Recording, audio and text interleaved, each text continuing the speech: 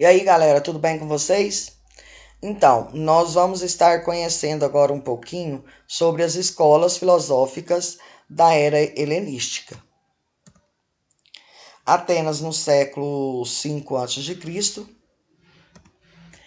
a passagem da era clássica para a era helenística, o período helenístico 338 a.C., foi com o Filipe na. Só um minutinho, gente. Foi com o Filipe da Macedônia que ele fez o quê? Ele derrotou os atenienses na batalha de Queromeia. Os Tebas incendiava a população escravizada. A grande expedição de Alexandre Magno, que foi em 334, 323 a.C., que provocou uma reviravolta radical no espírito do mundo grego. E isso deu como o marco, o início da nova era. 323 a.C., que foi a morte de Alexandre. O período helenístico, a consciência política, o desmoramento da importância sociopolítica da polis. A polis não decidia mais de seus distintos e passam a intervir vasto império onde o poder está centralizado, que é a perda da liberdade política.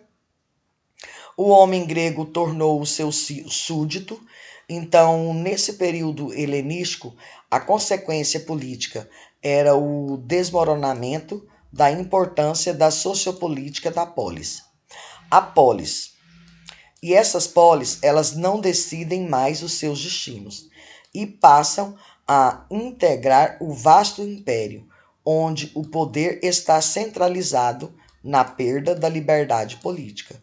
O homem grego tornou-se súdito. O período helenístico. Durante o conturbado período helenístico, o homem deixou de ser o componente mais importante de uma comunidade restrita para se tornar um simples súdito de vastos impérios. A perda da importância política individual fez muitos se dedicarem cada vez mais à busca da felicidade pessoal, através da religião, da magia ou da felicidade. As principais escolas filosóficas do período helenístico foram o cinismo, o ceticismo, o epicurismo e o etnocismo. Todas procuravam basicamente estabelecer o conjunto de preceitos racionais para dirigir a vida de cada um e, através da ausência do sofrimento, chegar à felicidade e ao bem-estar. Os cínicos. O cinismo surgiu em Atenas por volta do século III ao século IV a.C. e deve-se a Antístenes, que foi 440 a 336 a.C., um filósofo grego, o crédito do iniciador de tal filosofia. Apesar de ter sido Antístenes o iniciador do cinismo e o criador de suas principais teses. É impossível falar de cinismo sem falar de Diógenes de Sinopes. 1413 a 323 a.C., que afora o discípulo de Antístenes. Desculpa, galera. Embora esse inicialmente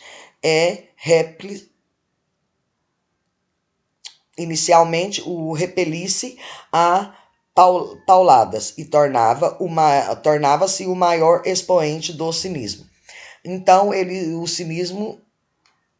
o cinismo ele surgiu aonde? Em Atenas, né, por volta do século III e o século IV a.C., e deve-se a Antístenes, palavrinha difícil, um filósofo grego, tal indicador, né, iniciador da filosofia.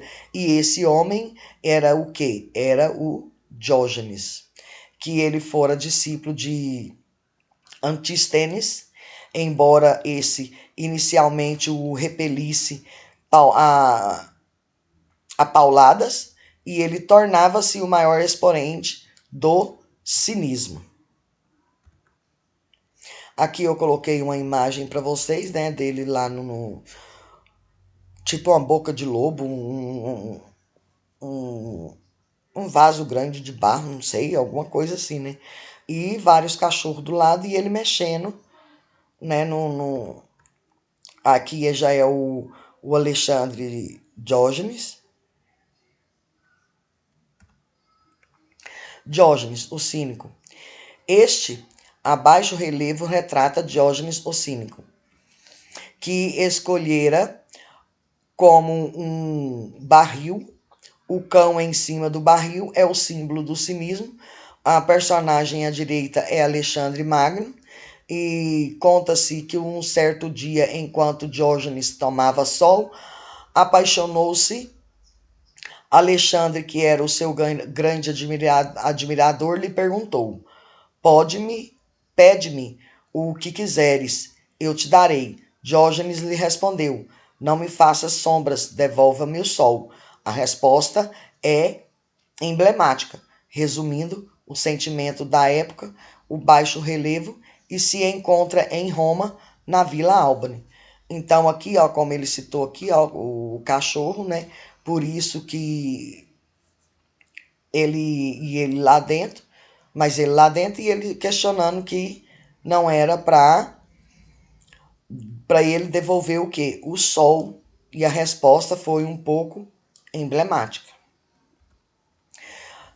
A missão de Diógenes, que Diógenes se propôs, foi trazer à vista aqueles fáceis meios de vida e demonstrar que o homem tem sempre à sua disposição o que é necessário para ser feliz, desde que saiba dar-se conta das efetivas exigências da natureza.